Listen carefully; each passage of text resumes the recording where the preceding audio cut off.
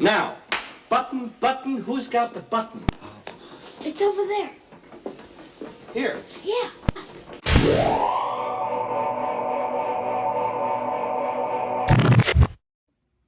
Okay, I'm back with another idea here. I've got my Wyze Sense V1 here, and I thought I was done developing for the Wyze Sense V1, but what I think is happening is people are taking their Wyze Sense V1 down when they get their V2s, putting them up for security purposes, and then they have these sensors and they're thinking, what else can I do with them that's not as crucial? So they find my Etsy shop and find a switch and all sorts of stuff, and I'm seeing those sales kind of, I thought that they would taper off and go away, but they're not. So I think that's what's happened, even though these sensors have been discontinued. So what I've done is I've made a button, and I didn't think I was going to do this, and I tried early on to do something like this, and I tried it out of PLA, and I made a compliant mechanism, but the springiness of the PLA would fail over time. So I tried something else, and what I tried was TPU. So as you can see, this is very rubbery and squishy, and so I think that this material will make it so that this idea works. And it's very simple. It just goes on top of the sensor. Just press a button and zing, you're off. And you push it down. And you saw the little light flash there. I'm getting a notification on my phone right now. And there you go. So I'll explain what I did. To remove it, you just kind of squeeze it like that. It comes out. I left a little notch right here so that you can remove the back plate if you need to change the battery without removing the button. So clip that back on, and we'll remove this again. Sometimes it takes a little bit of effort. So how I did this was pretty simple. Just created a case around it, created a ledge so that it can't go down too far, and then there's just a relatively thin layer for the top here, and it prints in this orientation. I left a hole for the magnet to get popped in later, and that magnet's in there pretty good. You can pop it out, but there's no need to, so don't. And then the crucial element to it, though, is this ring right here, and that's just a single wall circle or cylinder of TPU.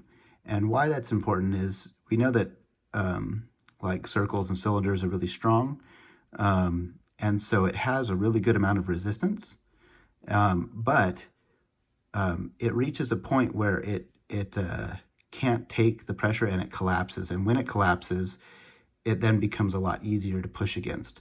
So it gives a really nice kind of snap where you're pushing and there's resistance, and then that ring fails and it collapses, and so it has that good push to it. So it feels very more button-like than the first iteration that I did. My very first design was just that small layer there, and I would push down, and it would just not really snap back, or like there was like almost no tactile feedback.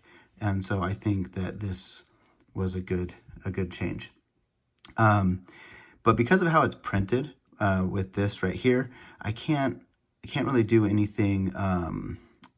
Put any kind of like texture here or anything.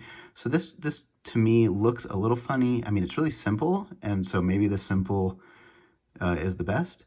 But I was thinking of maybe putting a few like little holes in this, which would then allow me to clip in like another circle or button, to give it a little bit of like depth and some texture, so you could kind of see that it was more like a button. Again, it's not required. It was just a thought I had, and so I'd like your feedback on that, to tell me if you think that would be a good idea to have that, or if I just should leave it like this. Now, there's some other options to this, and that is, I think most of you know that I hate the double-sided or the foam tape on these.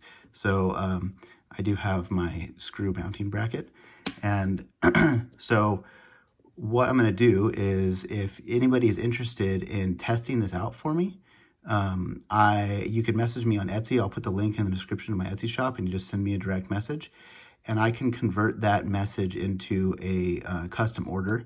So we can talk about what you want to try and what things you need.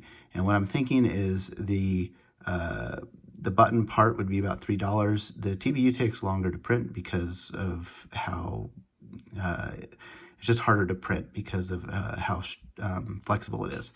So it does take longer, and that's usually how I price things, based off of time and material.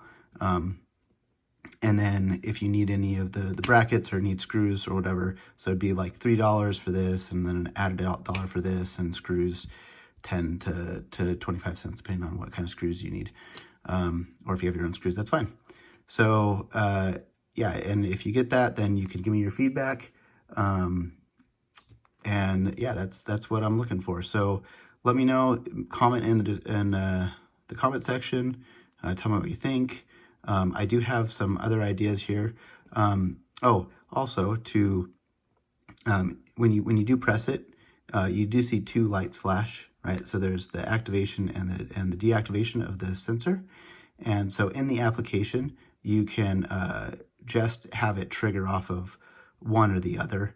And I think that that's probably what you'd want to do in the case of using it as a button.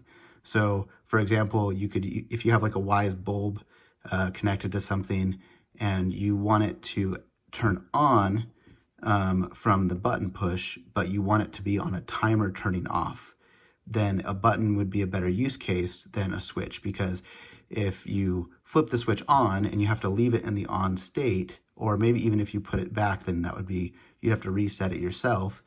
But then say it turned off after 5 minutes, and then when you come back in again, the switch might still be in the on state, which means you have to flip it off and then on. So this kind of self-resets, and that's why a button would be more useful than a switch. But that being said, I do have that switch bracket on Etsy already, and I do think I might make some changes because of how I thought of this. So look for that in the future, and give your feedback. Thanks. Want to make the world, there's nothing to it.